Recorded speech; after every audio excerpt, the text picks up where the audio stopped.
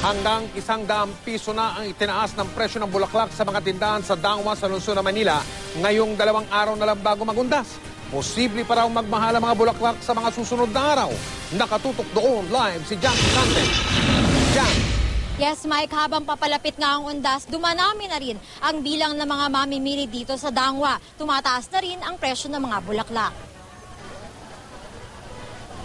Maaga pa lang marami ng mamimili. Inaasahan kasing habang papalapit ang undas, magmamahal ang presyo ng mga bulaklak. Mas mura pa ngayon kaysa bukas. Siguradong level up ang presyo, di ba? Ang grupong ito, marami ang binili na ibebenta raw nila sa Cavite. Kasi mas mura po dito eh. Para makamenos po yung ibang tao pag bibili.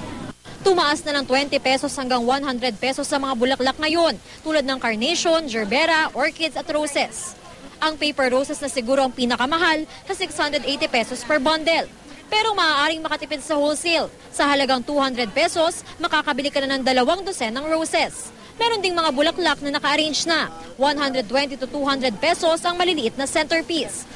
200 hanggang 300 pesos ang mga nasa basket. Ang topiaryang arrangement, 250 to 300 pesos. Aabot naman sa 800 pesos ang espesyal at malalaking flower arrangements.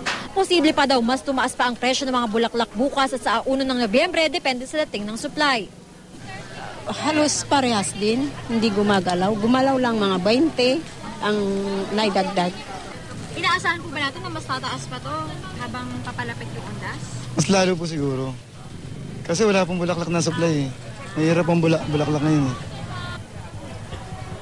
Yes, Mike, bukas itong Dangwa 24/7 simula pa noong October 27 hanggang November 1 ng hapon. Dahil sa dami ng mga mamimili, bahagyang bumabagal yung daloy ng trapiko pero meron namang mga traffic aid na tumutulong sa pag-aayos ng daloy ng mga sasakyan. Mike? Maraming salamat, Jam Sante.